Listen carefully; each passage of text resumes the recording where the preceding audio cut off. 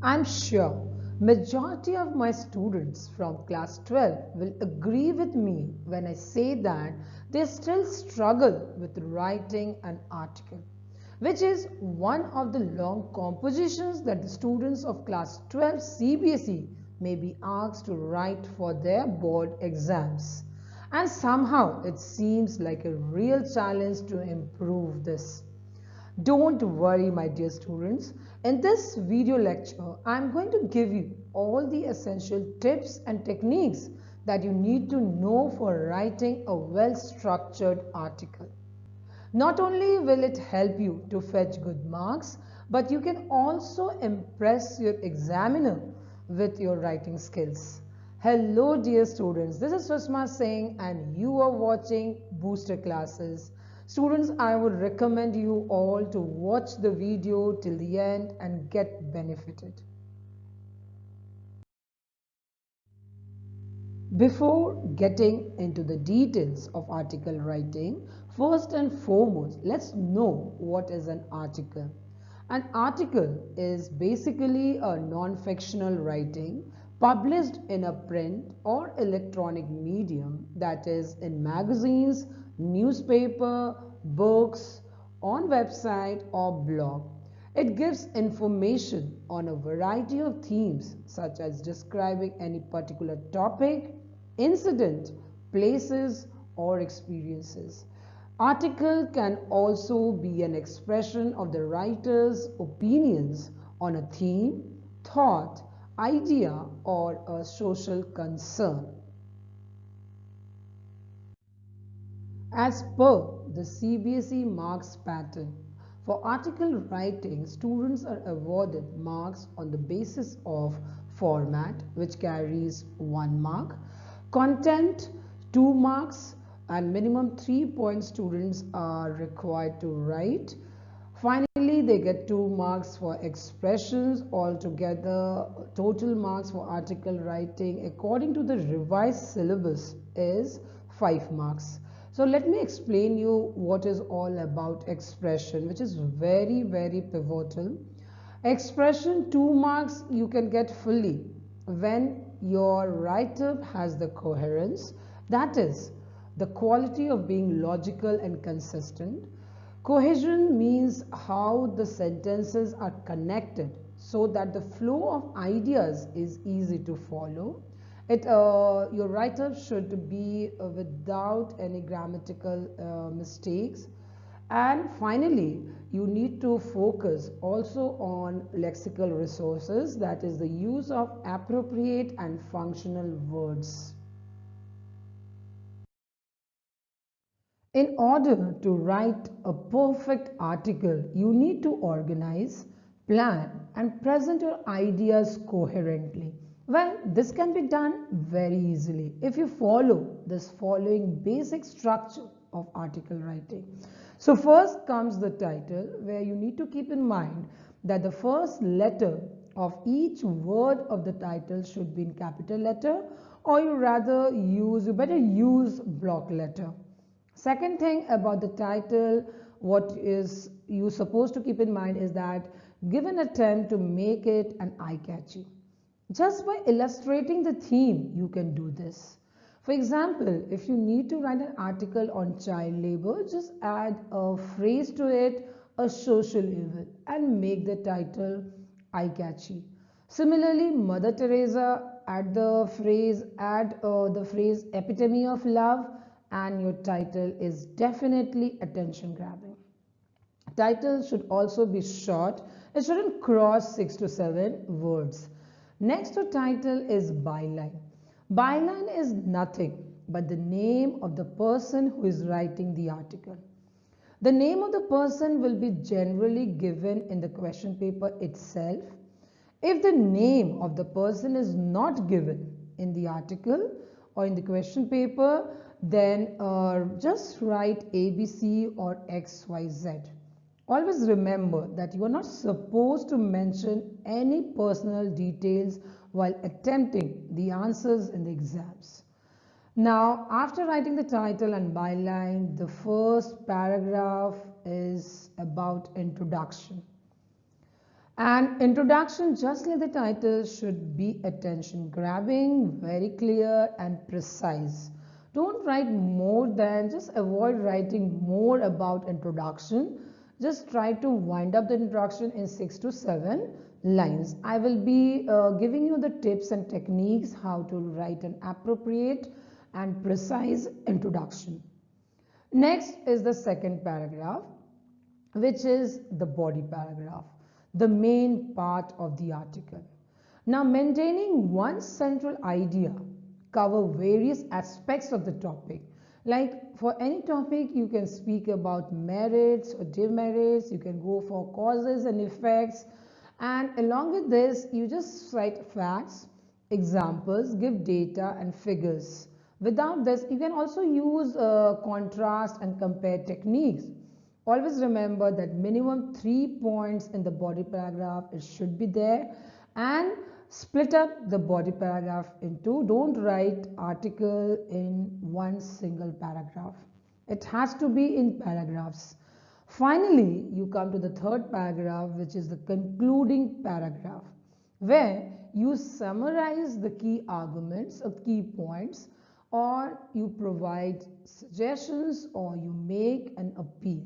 So this is how, by following the basic structure, you can write and draft an effective article. Let's now take a look at the layout of an article. Following the basic structure of writing an article, you can definitely write your article in a well-structured manner. So this is how you should present your article. An introductory paragraph is essential for any write-ups because your introduction conveys a lot of information to your readers. You can let them know what your topic is and why it is important. So here are the essential tips and techniques that you need to know in order to draft a good introduction. Basically, the introduction should consist of a few sentences to provide a background to your writer and to attract the audience as well. The next few lines, you need to introduce the topic, covering the topic. That means in the next few lines, you need to cover the topic of the article and why the article is important, or what opinion do you have about the topic. So in just 5 or 6 lines, if you follow this technique and tips, you will draft a very apt and attention grabbing introduction. Now let me show you how you will apply this.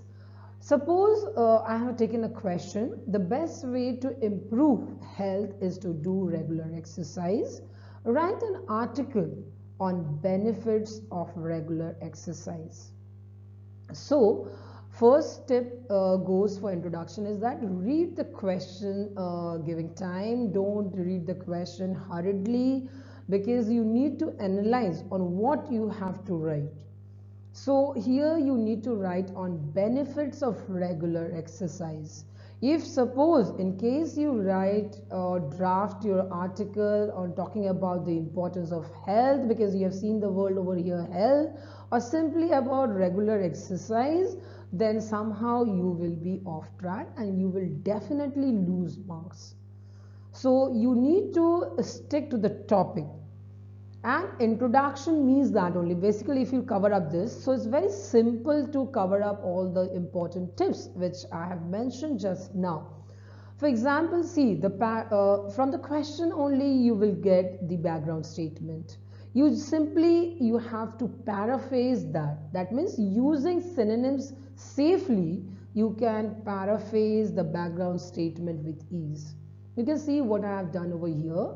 The best way to improve health is to do regular exercise. This is basically the background statement. And what I have done, I have simply used the synonyms very safely, and without altering the meaning, I have written the same statement actually. The most effective method is developing and improving health is considered to be daily exercise. So whatever synonyms you can recall that moment, you just try to change, and if you can't, then you can jot down those words, but you try your best to change you do the paraphrasing. And then you need to introduce the topic. My topic was benefits of regular exercise. This was in a form of a phrase. I have just jot down the topic. I introduce the topic to my reader in a form of a proper statement that the benefits of regular exercise are hard to ignore. So this is what I am going to write on. Then, of course, the purpose, explaining the reason very precisely you need to write. So it goes like that. Certainly, frequent exercise can have a profoundly positive impact on health, and everyone benefits from exercise and physical activity regardless of age, sex, or physical ability. So you will find that if you stick to this 4 important tips, you will never get deviated from the topic.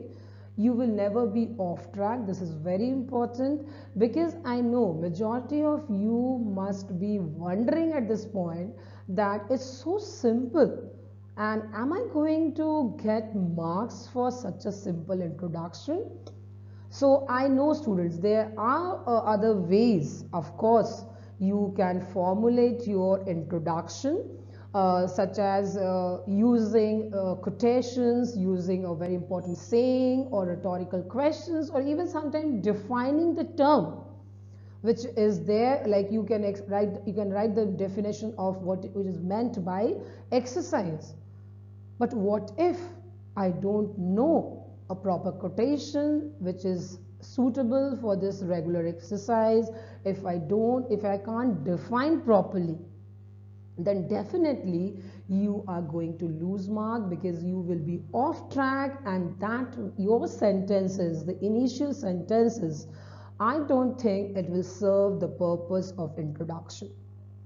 So as long as if you have that writing skills, if you can recall the correct saying at the correct time for the correct context, then definitely you can go ahead with that. I'm not stopping you, because everyone has their own writing skills. But for the beginners, this is the best tips. And it is also not at all time consuming, because you are not getting marks for the best articles in CBSE board exams. In your board exams, you are getting marks, maximum marks you will get if you stick to the strategy of writing, the techniques if you follow, the style if you follow. So that is more important. Fine. And moreover, I really don't recommend you all to write more than 5 to 6 or hardly 7 to 8 lines for introduction, because you really don't have time. Maximum time for article writing you can devote is 15 to 20 minutes, because you have to write, you should not exceed more than 200 words.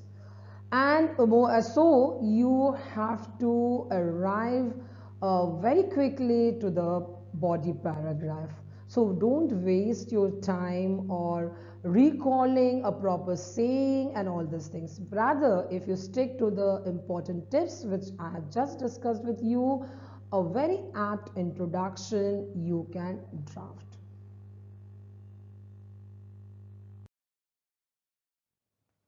Coming to the body paragraph, which is the middle paragraph of any academic write-ups, and indeed the main part, because a strong body paragraph always explains, proves, and supports the topic statement. And this you can do it easily if you follow these 4 important tips. That is, first you need to think about one major point, that will be your topic statement, followed by explanation. You need to explain in 2 or 3 lines about the topic you have written, and that has to be supported also, that you need to back up the explanation. And then finally you will write 1 or 2 lines about the impact of that statement. So let me show you how you can do this. It's very simple. Suppose we have discussed about how to write an introduction with the same topic. Let us see how with ease you can develop the content.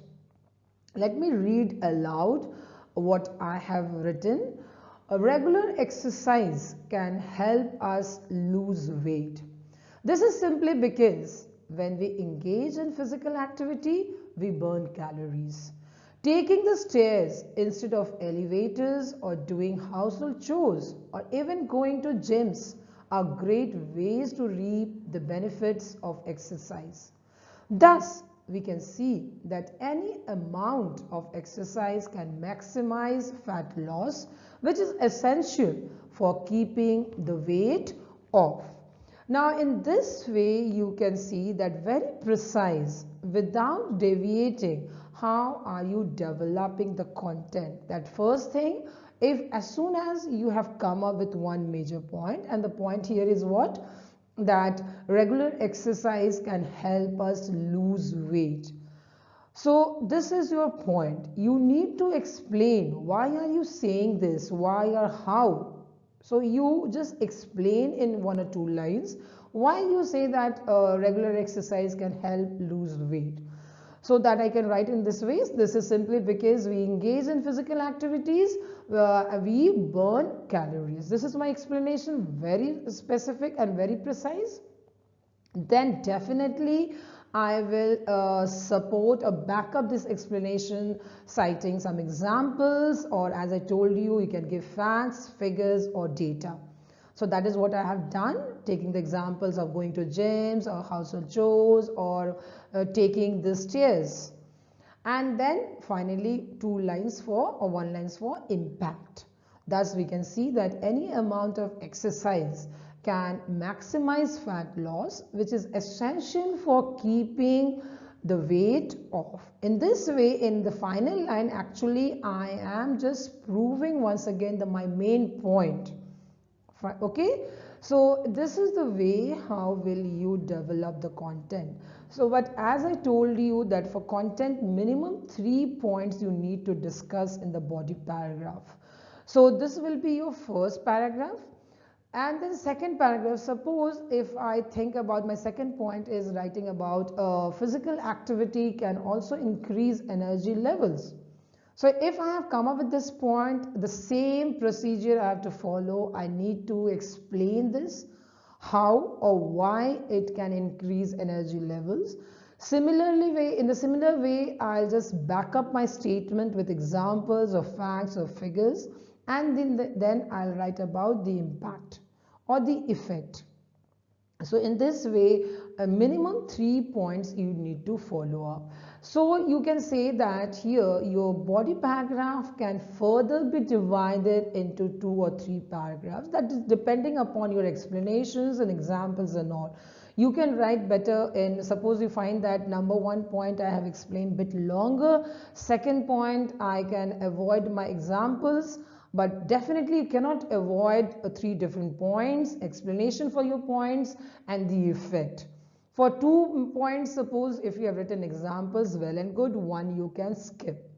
But 1 point only, writing only 1 point, exaggerating that, explaining that, that will never fetch you marks. Good marks you will never get. Now I have an example of a wrong body paragraph also, so that you can better understand. Let me read it first aloud for you, and then I'll explain why it is a wrong body paragraph. The topic here is different. Suppose a child has got to write an article on parents make the best teacher. And the child has written the body paragraph starting with, firstly, parents know their child best, including what he likes and does not like, such as books he likes to read or favorite science topics. Parents can also talk to the child's teachers and find out from them how they can help them at home. They can also monitor how much TV he watches. Now, why as an evaluator or examiner I'll find this body paragraph absolutely wrong and somewhere haywire? Why? Because this body paragraph firstly does not have any topic statement. Too many ideas. Indeed, good points are there. The child has come up with good points, but no concrete examples. No connection between the sentences. You can see the topic is about parents make the best teacher, and the child is writing parents know their child best. It's not about how the parents know the child best or why. Parents make the best teacher. Maybe he was planning that this is the reason, explanation part.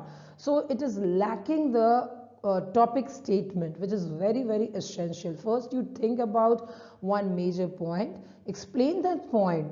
So I hope you are getting what I mean to say, that if you skip the tips which we have discussed right now, your write-up, your content will definitely go haywire. So a proper planning, of course, and then a proper strategy. You have to stick to the proper strategy. Then only you can draft a very good body paragraph. So I hope I am clear with this and you will try to pick up the tips which we have discussed right.